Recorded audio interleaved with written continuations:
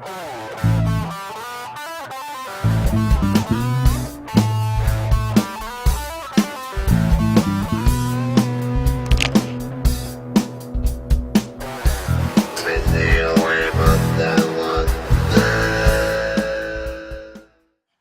everybody and welcome back to another video game analysis. One more to this year. This one went really fast, I have to say, but yes, today we're going to be talking about Pokemon. Why not, right? Why not? Today this is actually a thing I've been thinking about since I was really young, and something I want to be true, but in all reality, it probably isn't the best idea. Maybe it is. I don't know. It's a balancing act. I'm talking about what Pokemon would be like in real life. We're going to break this into three topics. Start off with, I want to talk about how Pokemon would act in our real world environment. So let's begin with that. So, to first in consideration, we have to remember that these Pokemon are animals, and with wild animals, it is possible to tame. We have lion tamers in our world, and people tame bears, circus stuff. But in all reality, you can train these animals, but it's very difficult, and that's why a Pokemon trainer should be an entirely different career choice as anything else, which it is, thankfully, or any study of Pokemon in general. Because I, for one, personally like the idea that in the Pokemon world, there are no real animals, as early in the anime, they kind of confused us a little bit on.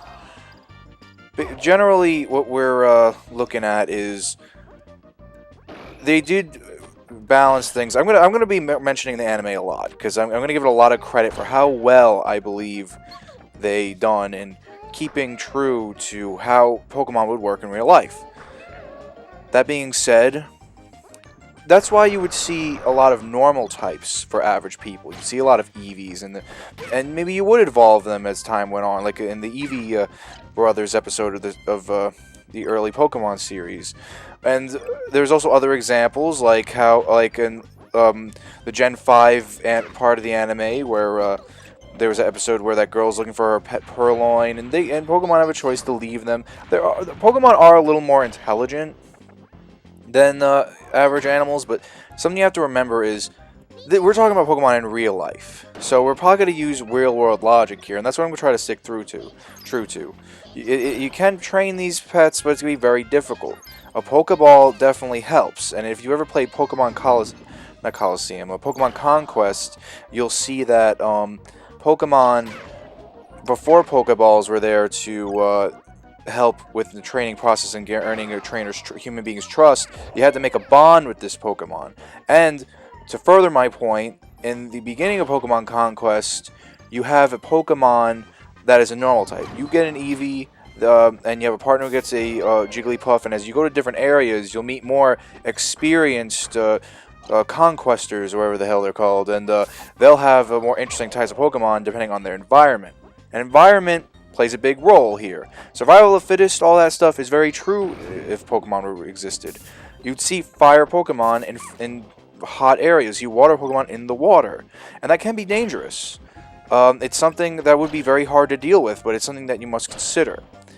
So that's the first thing and the first step here to being having Pokemon in real life. You must be aware of the dangers along with the excitement of having a pet or having a wild animal. Same idea, different concept, Pokemon in real life requires that kind of balance between the animal world and the human world, just like ours, and that's something that's very important to know when you're training them. So yeah, that's pretty much how it is when they're animals. We have to remember that, and animals in our world do balance well. It's part of life, but you gotta remember, this is way different than what animals would be like, than our animals are like. These animals can shoot thunder from their cheeks, and water from their back, and fire from their mouth. It's dangerous. And, I mean, sure, they'll probably be in remote areas, but we want to train them, don't we? We want to study them. We want to know them. But very dangerous. That's why we have things like Pokemon Watchers, as lame as they are. They're able to survey animals in their environments. And then same thing with the Pokemon professors, who usually start out as watchers, And this is why all these jobs and whatnot start with Pokemon. They're fascinating. They're really cool. You don't think they're cool? Then why are you watching this? Yeah, no, I'm being stupid. All right, so next one I want to talk about is the actual art of raising Pokemon, how that began, and we're going to touch a little bit on how battling would work in real life. Had to speed this battle up because battles take a while, and the art of battling is something that's very important in the Pokemon world, and would be in our world too, being that the powers of these Pokemon would interest people in competition, especially if they want to make bonds with these Pokemon. It would all start in with the Pokemon professors, I believe, or Pokemon watchers, so like people who are interested in studying these creatures. Because naturally, that would attract a lot of people. Especially, come on, this is cool. Look at that flying dragon fire thing and that big gun-wielding turtle guy shooting water at this guy. Isn't that awesome? That's cool, you know, and that's how people will feel. You'll have your scientists that'll be fascinated by the subject, and then you'll have people getting into it, and it can be something that can grow into a bigger phenomenon, as it did in the Pokemon world, where you have Pokemon begin to study. How does it work? Why do they shoot fire? Why do they shoot leaves or water?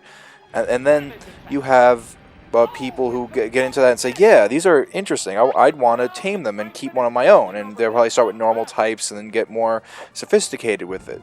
And they'll obviously be more comfortable with people in their area, which is, again, referencing Pokemon Conquest. I really loved how that game existed for the reasons of this is what Pokemon was like before the Pokeball. This is how it all really begun. With training, and people use Pokemon for bad and good. It's part of the human condition. So when you have all these Pokemon in this world, you want to know them all, you want to see them all, and it's something that you can really admire. Battling with them is a sport. Sport and entertainment is a big part of life, which is why you also have Pokemon contests, all sorts of Pokemon things, like you can make your own music videos now in Pokemon, in Pokemon X and Y. It's really cool. And, you know, all types of Pokemon, where they can stay is very important. Like something like Onix cannot stay in an average household. But you gain bonds with these Pokemon. And the art of battling, I have to give the anime a lot of credit again. The art of battling is incredible how they handle it, even though people make fun of it all the time. It's not turn-based battling.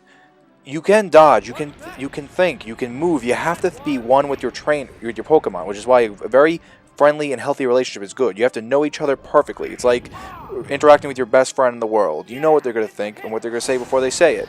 And that's how Pokemon and you should be. It's as if there's one mind on the battlefield. One person. Because a trainer sees this from an outside perspective and has to tell the Pokemon what to do, but it has to be fast. It has to be quick. You have to know what you're going to do. You have to know your enemy. It's a lot like playing chess, but again, without the turn-based, and a lot more risk and a lot more to fight for. You know what I mean? It's really fascinating stuff. I don't have much to say here. Just next off, let's expand on the whole thing where I said making a bond with your Pokemon, because that's the biggest part here if you want to interact and be safe in a world of Pokemon. So here's a game I'll probably get a lot of "oh yes" from people. This here is Hey You Pikachu. I left this in because I want to make a point that there was a microphone for this N64 game. Pretty ambitious. I was thinking about touching this game one day, but just for a quick say so, it could have been handled a lot better. A lot of cooler things could have been done with it, but you know, we got what we got. And it's a fun game. I enjoy it. I never beaten this game. Honestly, I never had the patience. But why am I showing this? Well, I want to expand a little more on when I was talking about battling with your Pokemon. You have to be within one mind. You have to make best friends with your Pokemon if you want to be a good trainer. It's not about raw power. Like all that corny stuff you can ignore in the video games because it's really not true. You do want powerful Pokemon. It's true, and you do want to have the knowledge and skills too. But you have to, if this was the real world, you'd have to work out these Pokemon. You'd have to take good care of them. You'd have to be their best friend. You'd have to know each other perfectly and have a great bond. You know, that corny stuff. It's absolutely fact. If this was the real world, it would take a lot of care and work. You can't just dump them in a PC, go in a few battles in the grass, and expect them to be level 50. There's not even levels. A Pikachu you just got today can beat can possibly beat a Squirtle that was training with their trainer for years. It's very important to know that. It's very important to realize that.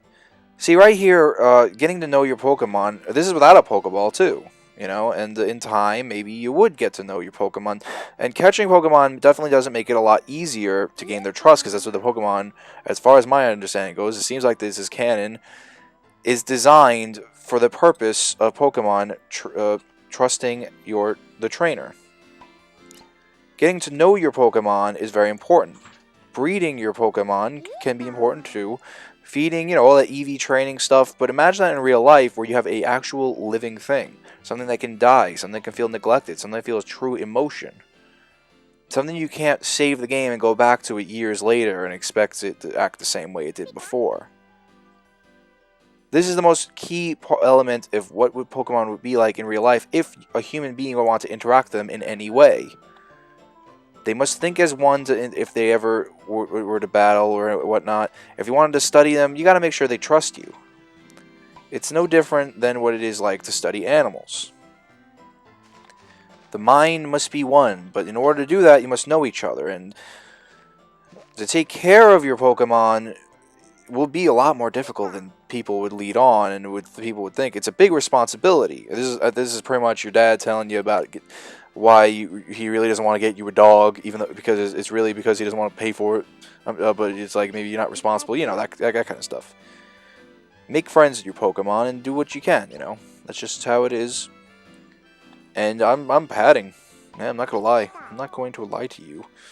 I added a little too much time here. But let me just say one more thing. Pokemon in real life would be dangerous. It would be a big balance to hold, and all that corny stuff in the games. I gotta say. Pretty true. All those complaints you have the anime, well, that's how it actually would be in real life.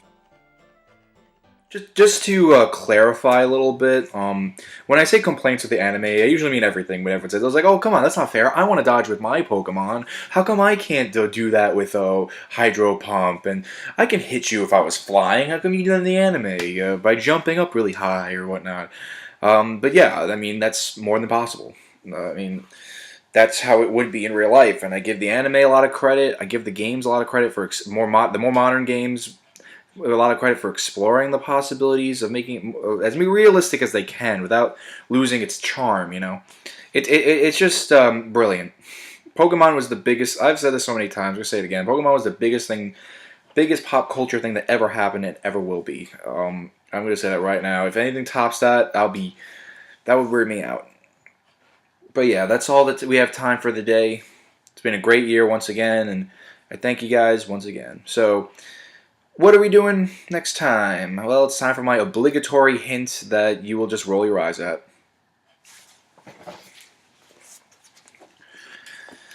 Okay. Have a good one, guys, and I'll see you next time. It's been a great year. I hope you enjoyed, and I hope you'll enjoy me in the future for next year. Thank you all so much for watching. I've been Billy, your Video Game Analyzer. Have a good day, good night whenever you're watching this. If I've forgotten anything, if I left anything out, if there's anything you want me to add on to the conversation, don't hesitate to ask, and I'll see you next time.